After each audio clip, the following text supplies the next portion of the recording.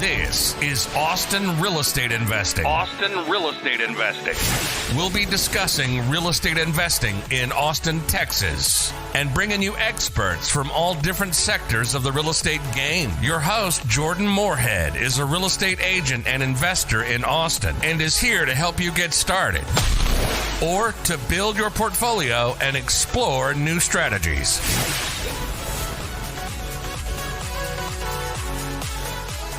Hi, this is Jordan Moorhead with the Austin Real Estate Investing Podcast. Today we've got Kat Ashley on. Kat is a realtor with Coldwell Banker here in Austin, and she helps all sorts of people get started with real estate investing in the Austin area. Hey, Kat, how are you?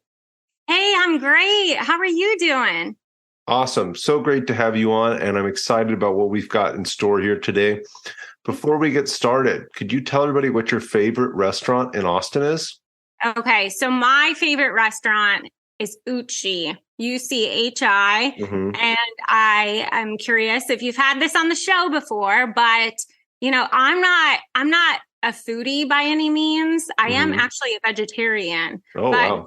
Uchi, I absolutely love because they have this amazing 9-course tasting menu just for vegetarians. Oh, really?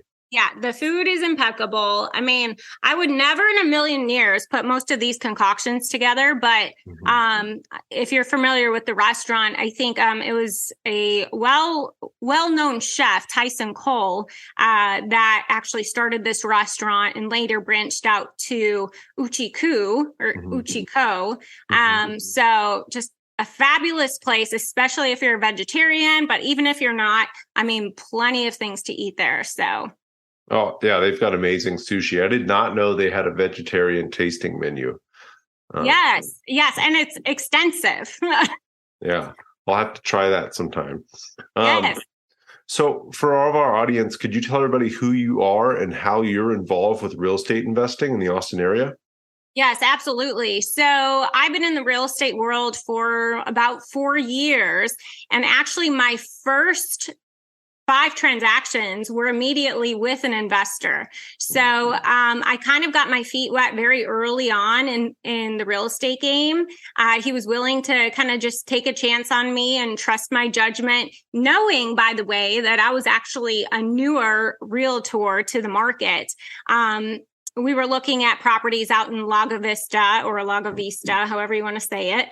And yeah, he said if I could help him with this first deal, the next several were going to be, something that we would work with together. And so I was able to successfully close that out probably within 30 to 45 days. I don't really remember the timeline, but and even to this day, he's out in California, so he's out of state. But even to this day, we keep in contact and, we make sure we keep that dialogue open because, as you know, Austin's quite the market to be investing in. Yeah, it's so dynamic, and there's so many different ways that you can invest here in the Austin area. So was that property in Lago Vista, was that land or was that like a real property? Okay, so it was land. Yeah, it was unimproved property. Actually, all of the deals were unimproved property. But, cool. Being a realtor who's just getting their feet wet in the game as a whole, it was actually a fantastic experience because, you have to start somewhere, right? And it actually helped me learn the process a little bit better. But then also I was able to further educate some of my clients further down the road on, don't just think about, looking into homes, rental possibilities, but think about land opportunities, lot opportunities as well. So Cool. That's awesome. So with those land deals, was he just buying and holding on to the land, or was he have another purpose for it? Yeah. So a lot of it was a buy and hold because out there was no, builder restrictions, timelines, things of that sort. But then also sell on the selling side. So he had a couple, in fact, he still has a couple out there that he's just really holding on to until, he feels the time is right, and possibly looking at, just giving it to future generations as well. Yeah. We actually sold a lot in Lago Vista, a small lot on a hill. It's all on a hill out there, it seems like. But they bought it for $4,000 in 2018. And in 2021, they sold it for $45,000. I believe it. I believe it. So he had some of those types of deals, Mm-hmm. And which I think is why he was willing to take a chance on me, to be honest. But yeah, it's incredible the amount of appreciation that some of these investors are finding. Mm-hmm. And so I think we're only going to continue to see more and more investors, even if they're just individuals. I'm starting to work with quite a few of my clients to form these LLCs.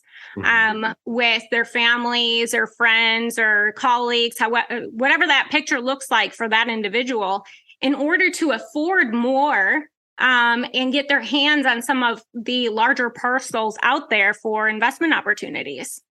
Awesome. So, but to places they can buy and hold and sell in a few years and make a profit. So, yeah, I know that's a big question a lot of people have is, where do I do stuff like that? Do you have any areas in mind where you think there's higher appreciation likelihood? Hey guys, this is Jordan Moorhead here, and I wanted to ask if you could do a huge favor for me.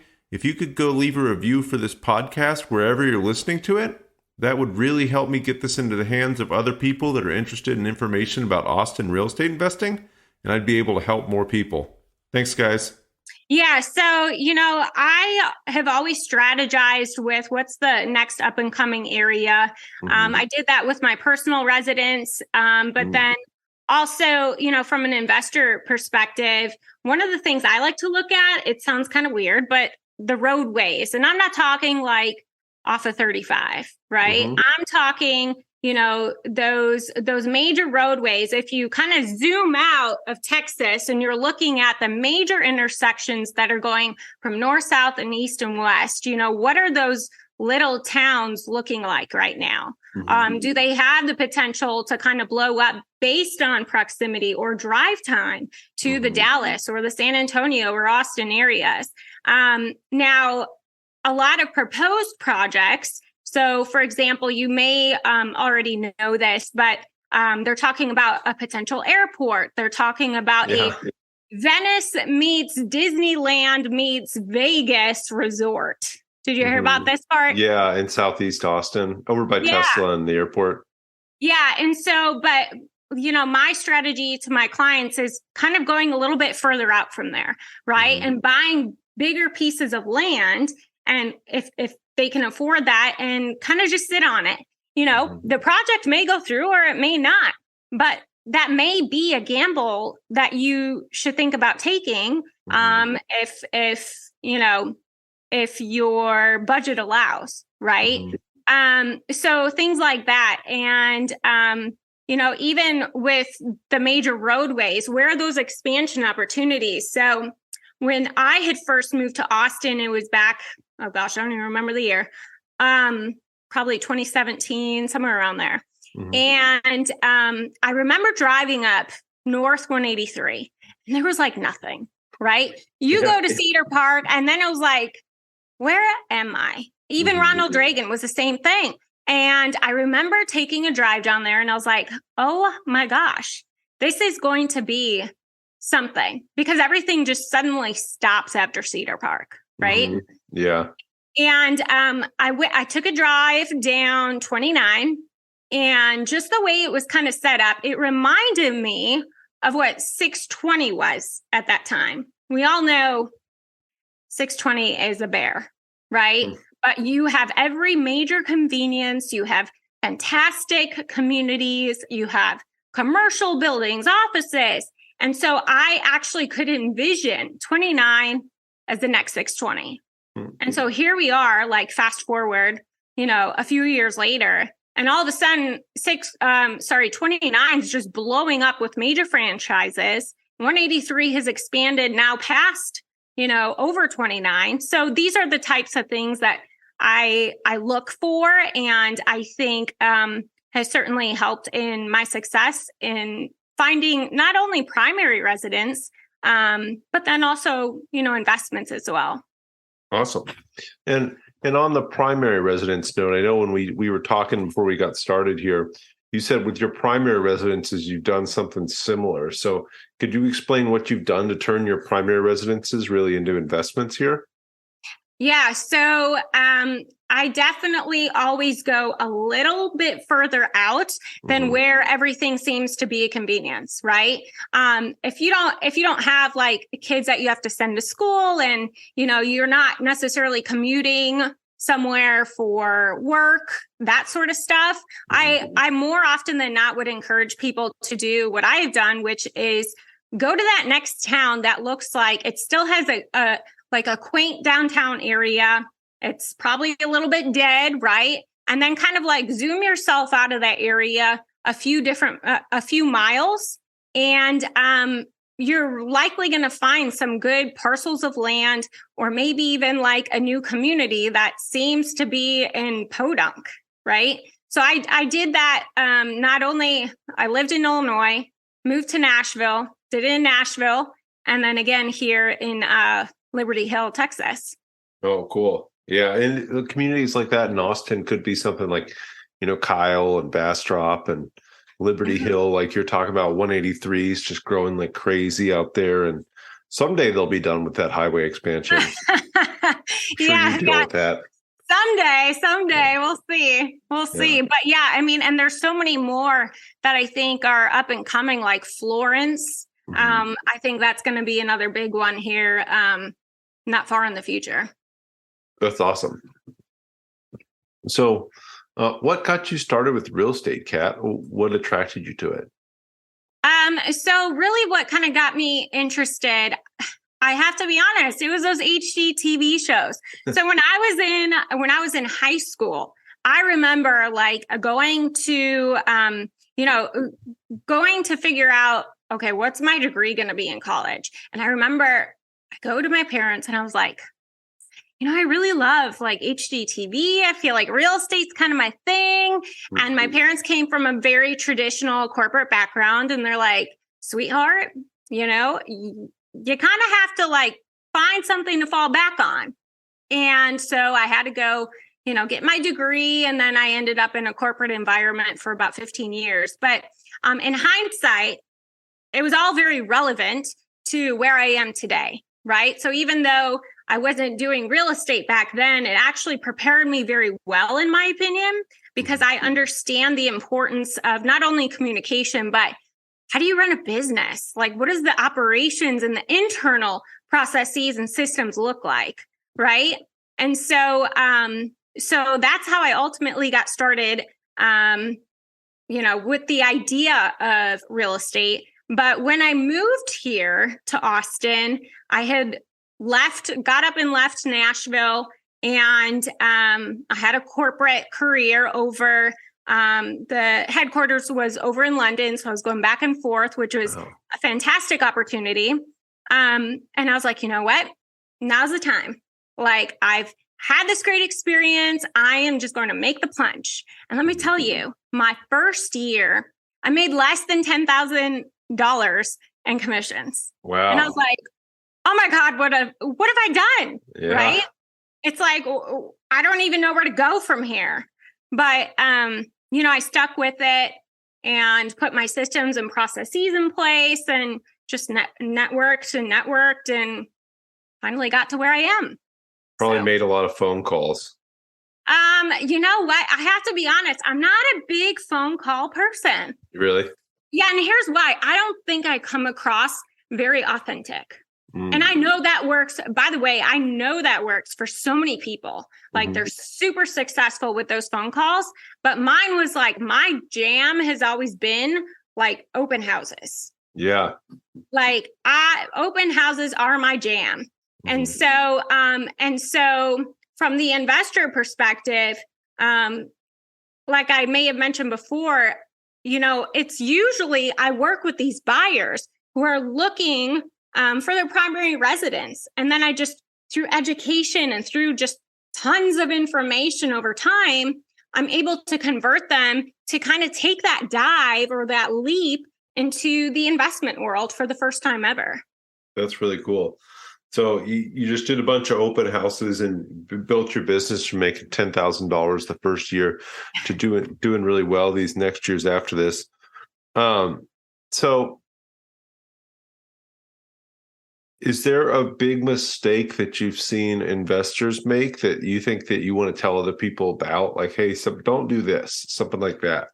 Have you wanted to be part of GoBundance, the tribe of millionaires, but just haven't hit that millionaire status yet? Well, now you can, not even being a millionaire, by joining our new program, GoBundance Emerge. My name's Jamie Gruber, creator of GoBundance Emerge and member of the GoBundance community. And now you can join GoBundance.com/emerge, GoBundance.com/emerge. Use code Jordan for $100 off this 12-week goal-setting program and mastermind that'll propel you to being a whole life millionaire.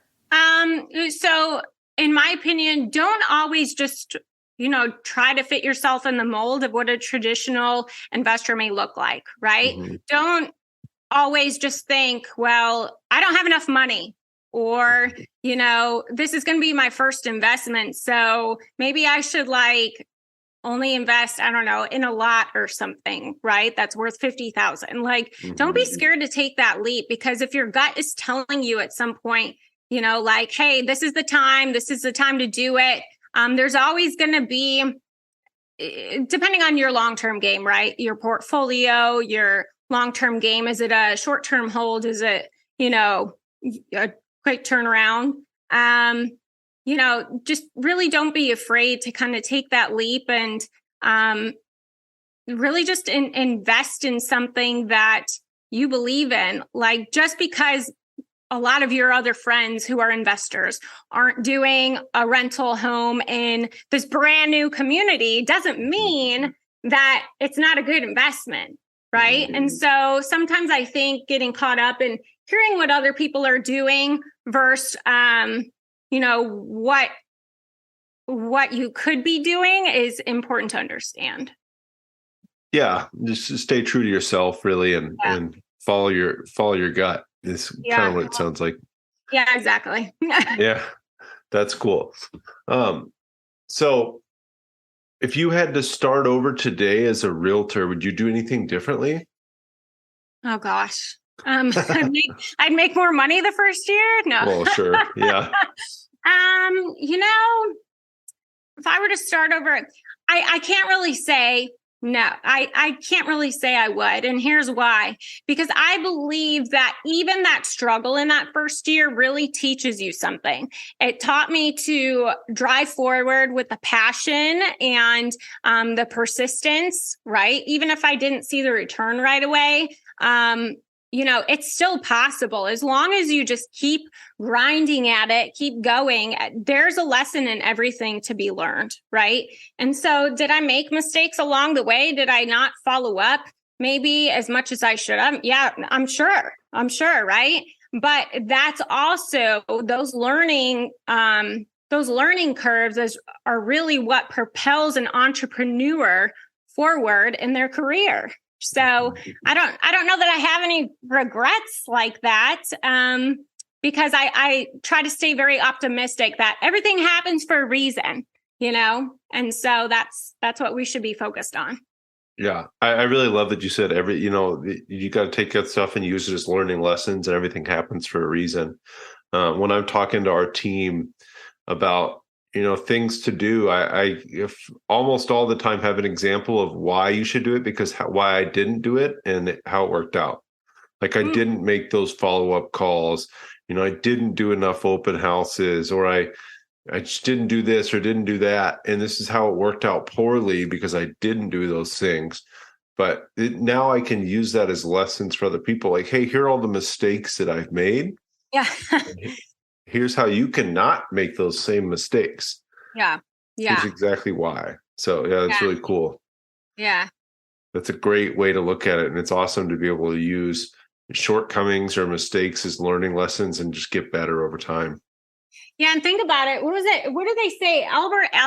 Albert Einstein, he had, I forget how many, but he had let's just say 99 attempts to the whole light bulb idea, but it wasn't until the 100th. Those aren't the real numbers, by the way, but it was something astronomical. And you don't hear about those other failures, right? You only hear about the one time he happened to actually get a success out of it. But the journey to get there, you never hear about, right?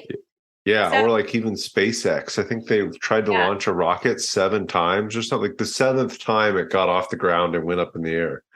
But the first 6 times it exploded. Yeah, and think about the energy and the work that had to go into those previous 6 times, right? Mm-hmm.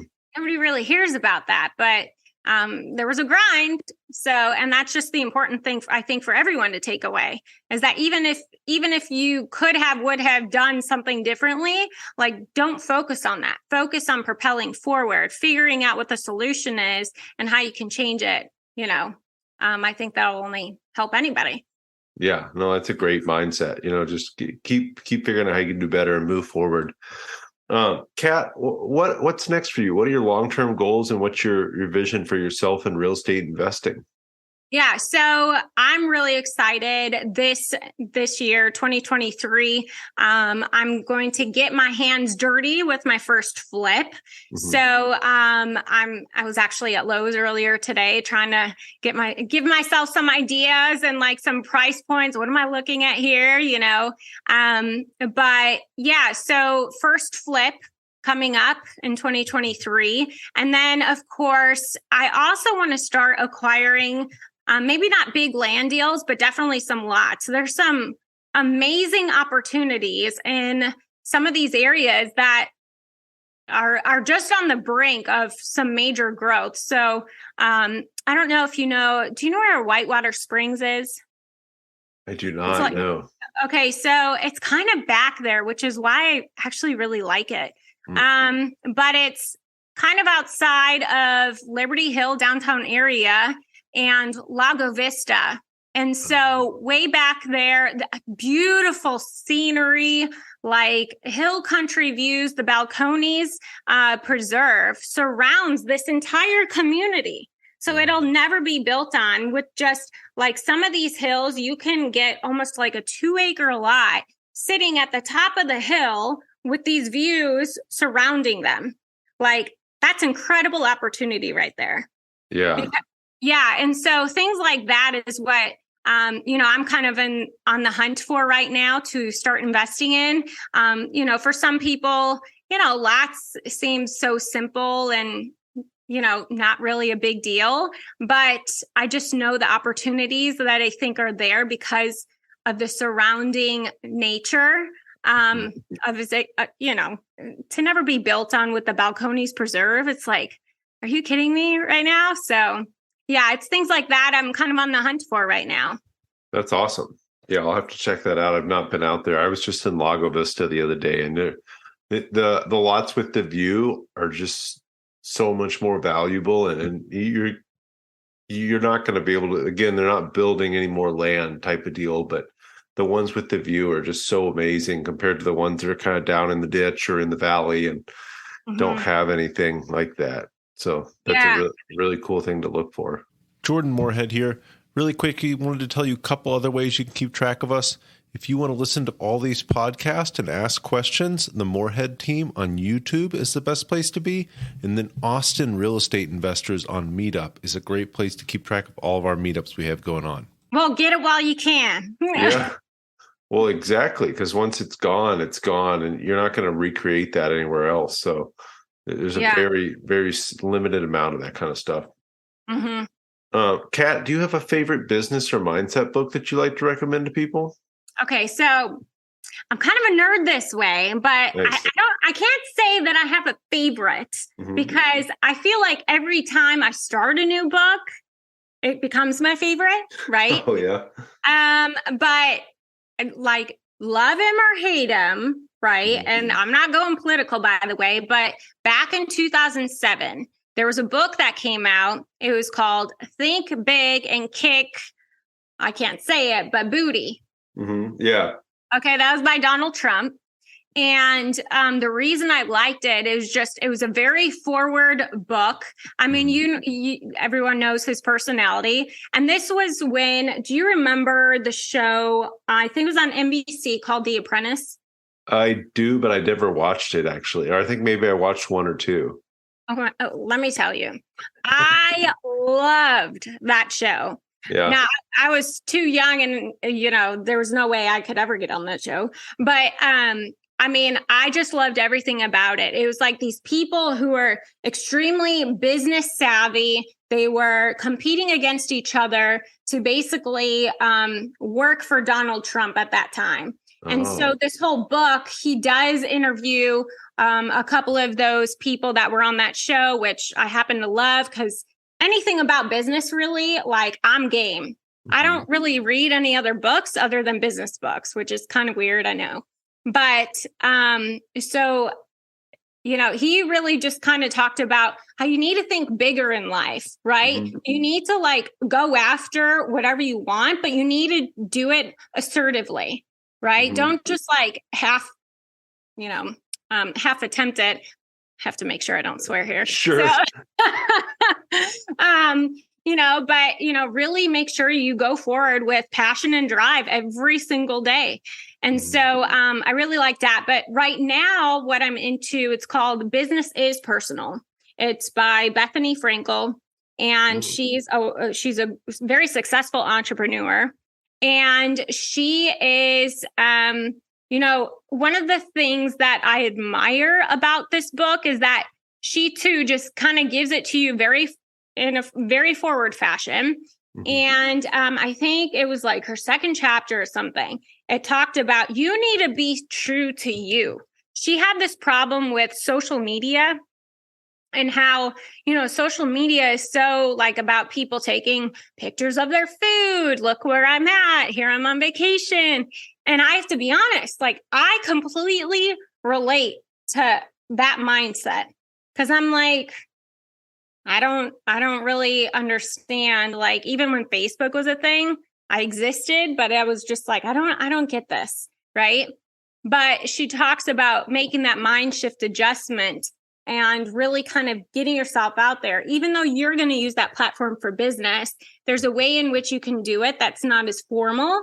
And so once you make that mind shift adjustment, things kind of come together by using social media, but still being authentic to your true self. So, yeah, that's an awesome piece of advice there too, because people don't want to just see business things on social media, but when you can put a lot of business on there and then still be true to yourself, it really resonates with people. Yeah. So it's so that's what I'm in the middle of right now. Cool. So business is personal and think big and kick assets, let's say. Yeah. Hey, okay. That's a much better way of saying it. Yeah. I've read that book. It is a good book. Yeah. Kat, what is the best way for people to get a hold of you? So if they want to learn more about you, if they want to talk about land deals, investing in Austin, stuff like that, what's the best way they can follow you or get a hold of you? Yeah. So my Instagram handle is KatSellsTX, KAT Sells TX. Nice. And my website is TexasRealtyCollectionGroup.com, or they can just pick up the phone and call me at 512-484-0243. Awesome. And we'll have all that in the show notes for everybody too. So again, at KatSellsTX on Instagram. I'm at Jordan Moorhead on Instagram. At Jordan_Moorhead on Instagram. Make sure to follow both me and Kat. We would love to talk to you about real estate in the Austin area.